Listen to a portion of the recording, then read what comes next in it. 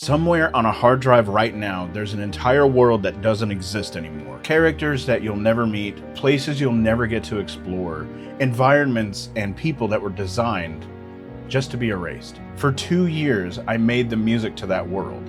An entire soundtrack, nearly finished. Very intentional and very alive. But the game was never released. Today, I'm letting you hear what survived. This is the soundtrack to a game that never existed for you, and this is the story behind it. In the summer of 2018, I was contacted by an old friend of mine who said he was putting together a game, and he asked me if I wanted to compose the music and make some of the sounds for it. This was way before I started doing any producing, any professional session work of any kind. So I thought this was my way into the composing world, and I could sort of be like my hero, which is Nobuo Uematsu. He created just about every soundtrack for the Final Fantasy series. And when I was asked to do the soundtrack, I thought this was step one in making that dream a reality. So on an iMac that barely worked, I booted up GarageBand and I got started. The guy who created the game sent me an inspiration track that he wrote that sort of set the tone for how the game was to be. So I took that inspirational track and I made the very first thing I ever composed for this game. And I'll let you hear just a little bit of it right now.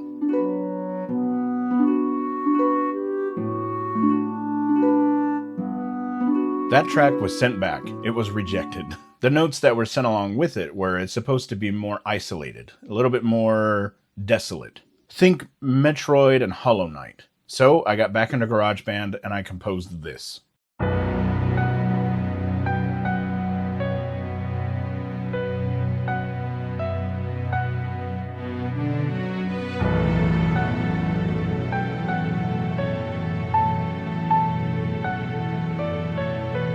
And it passed with flying colors, and with that, it really set the tone for the game that ended up being called The Cork. But here's the problem with this. I can compose the prettiest stuff you've ever heard in my sleep. I can do it all day. I knew that there was going to have to be a battle sequence at some point, and I'm not very good at composing that. Having that high-octane, action-packed battle sequence was something that I'm not used to composing for. With that said, the next day, right after I finished the main theme of The Cork, I went ahead and composed a battle theme. And as a small tidbit, I thought I would put the main theme of The Cork into the battle theme.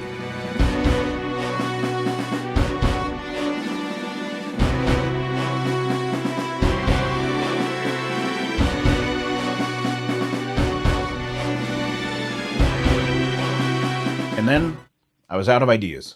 So just by happenstance, I hit random keys on time with the rest of the song. It led me to go to the next section of the song.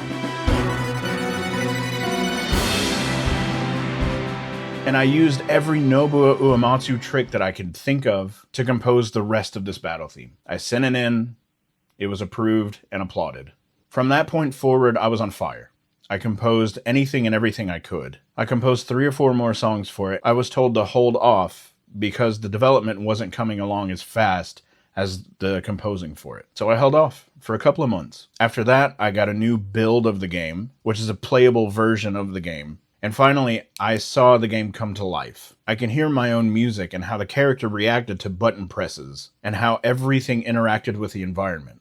And for a second, I was on cloud 9. You see, some of my favorite soundtracks of all time, the Final Fantasy VI soundtrack, Chrono Trigger soundtrack, they all helped build the environment just as much as the graphics and the play style. And so I wanted to encompass that as well with my own soundtrack. And then I was told to make the biggest song I've ever made. It took 2 full weeks to compose. It's many minutes long, and there are different layers to it, and that's on purpose.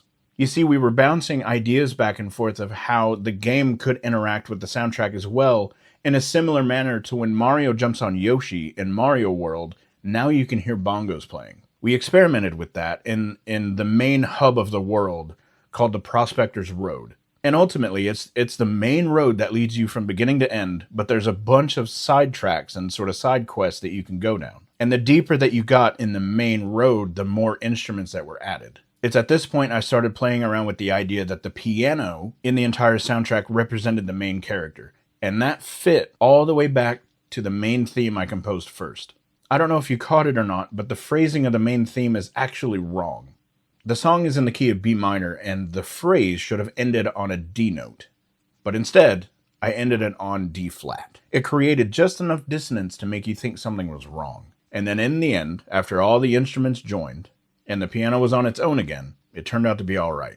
I have told you the story of the game before you've even started. So with the Prospector's Road, I believe we ended up calling it Prospector's Hope Road. As you got deeper and deeper into the game, all these elements started playing on top of just the piano track. And by the time you reached the end of it, it was completely unrecognizable. It was a totally different song. It was at this point that I was told to hold off again, that development had stalled.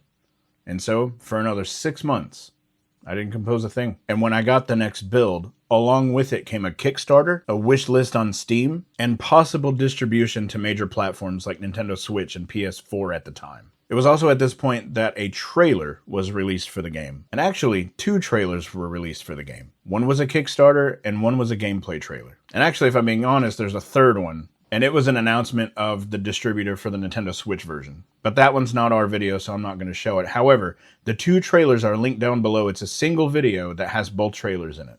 And if you do go down to the description and watch it, please watch it all the way through. Because the version of the main theme that I did for those trailers aren't the same as the main theme of the game. They were specifically for these trailers. After that, I was told to compose anything I could for it. I received a massive list of locations and what the sort of environment would be. And that's when I was told about a priest situation. There were going to be 4 priests in the game. And these priests you would end up fighting. So in my mind, I would create the priest's main theme and then a battle theme that went along with that main theme. Now, I wrote 2 different priest main themes. However, I can only keep one because upon listening to the Final Fantasy VIII soundtrack, it's a little too similar, so I ended up scrapping that. But the second priest's music remains.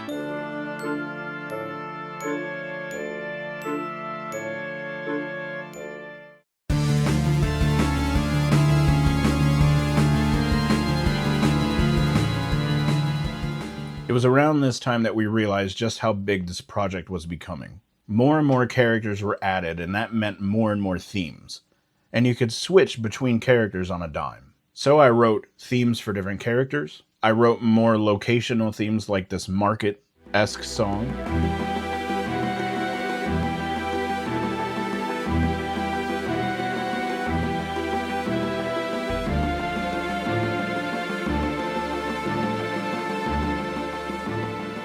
But then, inevitably, we both realized that the project was massive. The Kickstarter goal was not met. The quirk became much bigger than I think either of us anticipated it to be. And at this point, my soundtrack was about an hour long. But I wanted to compose one more battle theme for it. I didn't know where it was going to fit, but I had an idea in mind, and I just went for it.